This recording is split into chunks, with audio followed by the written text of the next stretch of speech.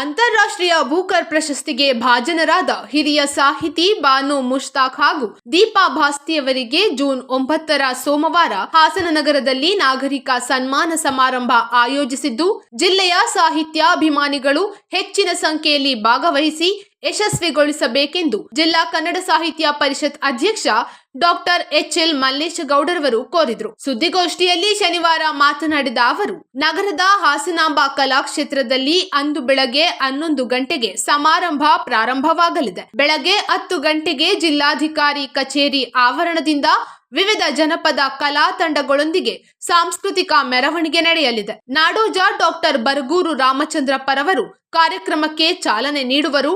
ಸಾಹಿತಿ ಡಾಕ್ಟರ್ ಎಚ್.ಎಸ್. ಅನುಪಮ ಅಭಿನಂದನಾ ನುಡಿಗಳನ್ನಾಡುವರು. ಸಂಸದ ಶ್ರೇಯಸ್ ಪಟೇಲ್, ಶಾಸಕ ಎಚ್.ಪಿ. ಸ್ವರೂಪ್, ಮಹಾನಗರ ಪಾಲಿಕೆ ಅಧ್ಯಕ್ಷ ಎಂ. ಚಂದ್ರೇಗೌಡ, ಜಿಲ್ಲಾಧಿಕಾರಿ ಸಿ. ಸತ್ಯಭಾಮ, ಜಿಲ್ಲಾ ಪಂಚಾಯಿತಿ ಮುಖ್ಯ ಕಾರ್ಯನಿರ್ವಹಣಾಧಿಕಾರಿ ಬಿ.ಆರ್. ಪೂರ್ಣಿಮಾ, ಜಿಲ್ಲಾ ಪೊಲೀಸ್ ವರಿಷ್ಠಾಧಿಕಾರಿ ಮೊಹಮ್ಮದ್ ಸುಜೀತಾ ಮತ್ತಿತರರು ಪಾಲ್ಗೊಳ್ಳಲಿದ್ದಾರೆ ಎಂದರು. ಕನ್ನಡ ಸಾಹಿತ್ಯ ಲೋಕವನ್ನು ಶ್ರೀಮಂತಗೊಳಿಸಿದ ಕೀರ್ತಿ ಬಾನು ಮುಷ್ತಾಕ್ ರವರಿಗೆ ಸಲ್ಲುತ್ತದೆ. ಅದೇ ರೀತಿ ಎದೆಯ ಹಣತೆ ಕಥಾ ಸಂಕಲನವನ್ನು ಇಂಗ್ಲಿಷ್ಗೆ ಅನುವಾದ ಮಾಡಿ ಜಗತ್ತಿಗೆ ಪರಿಚಯಿಸಿದ ಪಕ್ಕದ ಕೊಡಗಿನವರಾದ ದೀಪಾ ಭಾಸ್ತಿಯವರನ್ನು ಇದೇ ವೇಳೆ ಸನ್ಮಾನಿಸಲಾಗುವುದು ಎಂದರು. ದಲಿತ ಮುಖಂಡರಾದ ಎಂಜಿ ಪೃಥ್ವಿ, ರಮೇಶ್, ಕೆಪಿಆರ್ಎಸ್ ಜಿಲ್ಲಾಧ್ಯಕ್ಷ ಎಚ್.ಆರ್. ನವೀನ್ ಕುಮಾರ್, ಕನ್ನಡ ಸಾಹಿತ್ಯ ಪರಿಷತ್ ಗೌರವ ಕಾರ್ಯದರ್ಶಿ ಬಿ.ಆರ್. ಬೊಮ್ಮೇಗೌಡ, ತೌಫಿಕ್ ಮತ್ತಿತರರು ಹಾಜರಿದ್ದರು. ನಾಡಿನ ಹೆಮ್ಮೆಯ ಲೇಖಕಿ, ಕನ್ನಡ ಭಾಷೆಯ ಸಾಹಿತ್ಯವನ್ನ ಅಂತಾರಾಷ್ಟ್ರೀಯ ಮಟ್ಟಕ್ಕೆ ಕೊಂಡೊಯ್ದಂತಹ ಹಿರಿಮೆಯನ್ನ ನಮಗೆಲ್ಲ ಸಂಪಾದಿಸಿಕೊಟ್ಟಂತಹ ಶ್ರೀಮತಿ ಬಾನು ಮುಷ್ತಾಕ್ ಅವರಿಗೆ ಮತ್ತು ಅವರ ಕೃತಿಯನ್ನು ಅನುವಾದ ಮಾಡಿದಂತಹ ಶ್ರೀಮತಿ ದೀಪಾ ಭಾಸ್ತಿ ಅವರಿಗೆ ನಾಗರಿಕ ಸನ್ಮಾನ ಕಾರ್ಯಕ್ರಮವನ್ನು ಇಟ್ಕೊಂಡಿದ್ದೇವೆ. ನಮಗೆಲ್ಲ ಮಾರ್ಗದರ್ಶನ ಸಹಕಾರ ನೀಡೋದ್ರ ಮೂಲಕ ಈ ಕಾರ್ಯಕ್ರಮಕ್ಕೆ ಬೆಂಬಲವನ್ನು ಕೊಟ್ಟಿದ್ದಾರೆ.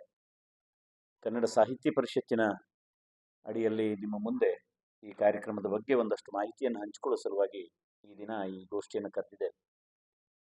ನಮ್ಮ ಈ ಪತ್ರಿಕಾಗೋಷ್ಠಿಯಲ್ಲಿ ಪ್ರಾಂತ ರೈತ ಸಂಘದ ಜಿಲ್ಲಾ ಅಧ್ಯಕ್ಷರಾದಂತಹ ಮಿತ್ರರಾದ ನವೀನ್ ಕುಮಾರ್ ಅವರಿದ್ದಾರೆ. ಪತ್ರಕರ್ತರು ಮತ್ತು ಸಾಮಾಜಿಕ ಸಂಘಟಕರು ಆದಂತಹ ತೌಫಿಕ್ ಅವರಿದ್ದಾರೆ. ದಲಿತ ಪರ ಸಂಘಟನೆಯ ಮುಂಚೂಣಿಯಲ್ಲಿರ್ತಕ್ಕಂತಹ ಮಿತ್ರರಾದ ಪೃಥ್ವಿ ಅವರಿದ್ದಾರೆ ಮತ್ತು ರಮೇಶ್ ಅವರಿದ್ದಾರೆ. ಬಹಳ ಮುಖ್ಯವಾಗಿ ಈ ಬೂಕರ್ ಪ್ರಶಸ್ತಿ ಅನ್ನುವಂತಹದ್ದು ಭಾರತಕ್ಕೆ ಸಂದ ಮೊದಲ ಗೌರವ ಅನ್ನುವಂತಹದ್ದನ್ನು ನಾವು ತುಂಬಾ ಸಂಭ್ರಮಿಸಬೇಕು. ಯಾಕೆಂದ್ರೆ ಇದು ಅಂತಾರಾಷ್ಟ್ರೀಯ ಮಟ್ಟದ ಪ್ರಶಸ್ತಿ. ಬಹುತೇಕ ಸಾಹಿತ್ಯ ಕೃತಿಗಳನ್ನ ಪ್ರಕಟ ಮಾಡ್ತಾ ಇರ್ತಕ್ಕಂತಹ ಜಗತ್ತಿನ ಎಲ್ಲ ಭಾಷೆಯ ಪ್ರಕಾಶಕರು ಈ ಪ್ರಶಸ್ತಿಗಾಗಿ ಅರ್ಜಿಯನ್ನು ಸಲ್ಲಿಸೋದುಂಟು. ಇದು ಲೇಖಕರು ಸಲ್ಲಿಸಿ ತಗೊಳ್ತಕ್ಕಂತಹ ಪ್ರಶಸ್ತಿ ಅಲ್ಲ. ಇದು ಪ್ರಕಾಶಕರು ತಮ್ಮ ಪ್ರಕಾಶನದ ಮೂಲಕ, ತಮ್ಮ ಪ್ರಕಾಶನ ಸಂಸ್ಥೆಯ ಮೂಲಕ ಇಂಥದ್ದೊಂದು ಪ್ರಶಸ್ತಿಗೆ ಅರ್ಜಿಯನ್ನು ಹಾಕಿ ಆ ಮೂಲಕ ಈ ಪ್ರಶಸ್ತಿಯನ್ನ ಲೇಖಕರಿಗೆ ಸಲ್ಲಿಸುವಂತಹದ್ದೊಂದು ವಿಶಿಷ್ಟವಾದಂತಹ ಸಾಹಿತ್ಯಿಕ ಸ್ಪರ್ಧೆ ಇದು ಮತ್ತೆ ಪ್ರಶಸ್ತಿ. ಮೂಲತಃ ಯುಕೆನಲ್ಲಿ ಅಂದ್ರೆ ಇಂಗ್ಲೆಂಡ್ನಲ್ಲಿ ಪ್ರಕಟ ಆಗಿರ್ತಕ್ಕಂತಹ ಇಂಗ್ಲಿಷ್ ಭಾಷೆಯಲ್ಲಿರ್ತಕ್ಕಂಥ ಜಗತ್ತಿನ ಯಾವುದೇ ಭಾಷೆಯ ಕೃತಿ ಈ ಪ್ರಶಸ್ತಿಗೆ ಅರ್ಹ ಆಗ್ಬಹುದು. ಬಹುಶಃ 1,000ಕ್ಕೂ ಹೆಚ್ಚು ಕೃತಿಗಳು ಈ ಸಂದರ್ಭದಲ್ಲಿ ಸ್ಪರ್ಧೆಯಲ್ಲಿ ಇದ್ವು ಅನ್ನುವಂತಹದ್ದನ್ನು ನಾವು ಮಾಹಿತಿ ತಗೊಂಡ್ವಿ.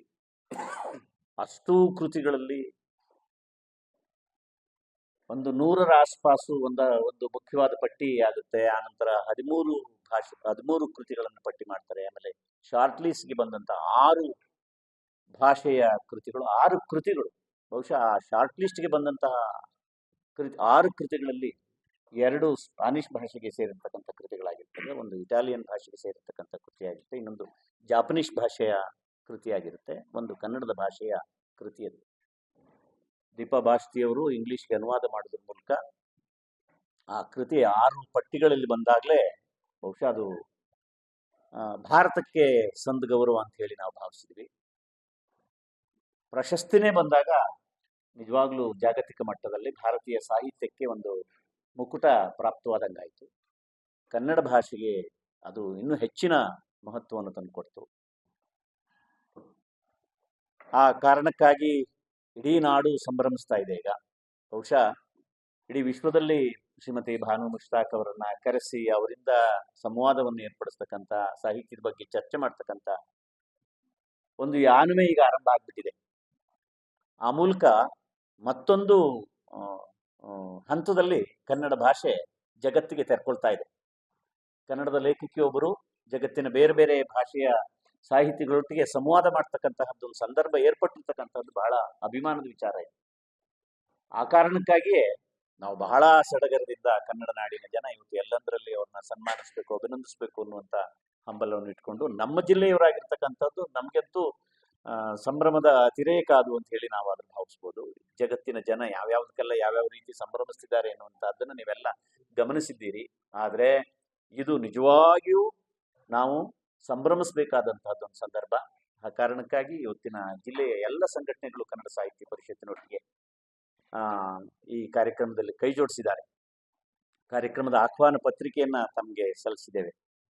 ಬಹುಶಃ ಈ ಸಂದರ್ಭದಲ್ಲಿ ಆ ಕಾರ್ಯಕ್ರಮಕ್ಕೆ ಮತ್ತೆ ಆ ಅಭಿನಂದನಾ ಸಮಾರಂಭಕ್ಕೆ ಹೆಚ್ಚು ಮಹತ್ವ ಬರ್ತಕ್ಕಂಥದ್ದು ಆ ಸಂದರ್ಭದಲ್ಲಿ ಬರ್ತಕ್ಕಂಥ ಅತಿಥಿಗಳ ಮೂಲಕ ಕೂಡ ಅನ್ನುವಂಥದ್ದನ್ನು ಗಮನಿಸಿ ನಾಡೋಜ ಬರಗೂರು ರಾಮಚಂದ್ರಪ್ಪ ಅವರು ಆ ಕಾರ್ಯಕ್ರಮವನ್ನು ಉದ್ಘಾಟನೆ ಮಾಡಬೇಕು ಅಂತ ಹೇಳಿ ನಮ್ಮೆಲ್ಲಾ ಸ್ನೇಹಿತರು ಹಂಬಲಿಸಿದಾಗ ಅವರನ್ನ ಸಂಪರ್ಕ ಮಾಡಿ ಅವರು ಬಹಳ ಸಂತೋಷದಿಂದ ಆ ಕಾರ್ಯಕ್ರಮಕ್ಕಾಗಿ ಬರ್ತಿದ್ದಾರೆ. ಆಮೇಲೆ ಆ ಕಾರ್ಯಕ್ರಮದಲ್ಲಿ ಒಬ್ಬರು ನಮ್ಮ ಭಾಷೆಯ ಅತ್ಯುನ್ನತ ಲೇಖಕಿ ಅಭಿನಂದನಾ ನುಡಿಗಳನ್ನ ಆಡಬೇಕು ಅನ್ನುವಂಥದ್ದನ್ನ ಬಯಸಿದ್ವಿ. ನಾವು ಒಂದು ಹೆಣ್ಮಗಳೇ ಮಾತನಾಡಬೇಕು ಅನ್ನುವಂಥದ್ದನ್ನ ಬಯಸಿದ್ವಿ. ಆ ಕಾರಣಕ್ಕಾಗಿ ಡಾಕ್ಟರ್ HS ಅನುಪಮಾ ಅವರು ಬರ್ತಿದ್ದಾರೆ. ಆ ಇಬ್ಬರು ಮಹನೀಯರ ಮಾತುಗಳು ಮತ್ತೆ ಆ ಸಂದರ್ಭದಲ್ಲಿ ಭಾನು ಮುಷ್ತಾಕ್ ಅವರ ಪ್ರತಿಕ್ರಿಯೆ ನಮ್ಮ ಭಾಷೆಗೆ ಮತ್ತೆ ಜಗತ್ತಿನ ಸಾಹಿತ್ಯಿಕ ವಲಯಕ್ಕೆ ಒಂದು ಹೊಸ ಸಂದೇಶದ ರೀತಿ ಇರ್ತದೆ ಎನ್ನುವಂಥ ನಿರೀಕ್ಷೆ ನಮಗೆಲ್ಲ ಇದೆ. ಮೆರವಣಿಗೆ ಬೆಳಗ್ಗೆ 10 ಗಂಟೆಗೆ ಜಿಲ್ಲಾಧಿಕಾರಿಗಳ ಕಚೇರಿಯಿಂದ ಆರಂಭ ಆಗುತ್ತೆ ಸ್ನೇಹಿತರೆ. ಕಲಾ ತಂಡಗಳು ಮತ್ತೆ ಪೊಲೀಸ್ ಬ್ಯಾಂಡ್ ವಿಶೇಷವಾಗಿ ಆ ಮೆರವಣಿಗೆಯಲ್ಲಿ ಪಾಲ್ದಾರರಾಗ್ತಾ ಇರ್ತಕ್ಕಂತಹದ್ದು ಈ ಮೆರವಣಿಗೆಯ ಘನತೆಯನ್ನು ಮತ್ತಷ್ಟು ಹೆಚ್ಚಿಸಿದೆ ಅನ್ನುವಂಥದ್ದನ್ನು ನಿಮ್ಮ ಮುಂದೆ ನಾನು ತರ್ತಾ ಇದ್ದೇನೆ. ಈ ಎಲ್ಲಾ ಸಂಗತಿಗಳು ಮತ್ತೆ 11 ಗಂಟೆಗೆ ಸರಿಯಾಗಿ ನಾವು ಕಲಾ ಭವನದಲ್ಲಿ ಆ ಕಾರ್ಯಕ್ರಮವನ್ನು ವೇದಿಕೆ ಕಾರ್ಯಕ್ರಮವನ್ನು ಆರಂಭ ಮಾಡಬೇಕು ಅನ್ನುವಂಥ ಸಿದ್ಧತೆಯನ್ನು ಮಾಡ್ಕೊಂಡಿದ್ವಿ. ಎಲ್ಲಾ ಸಂಘಟನೆಗಳು ಬಹಳ ಮುಕ್ತವಾಗಿ ನಾನು ನಿಮ್ಮ ಮುಂದೆ ಒಂದು ವಿಚಾರವನ್ನು ಹೇಳಬೇಕು. ನಾವು ನಮ್ಮ ಆಹ್ವಾನ ಪತ್ರಿಕೆಯನ್ನು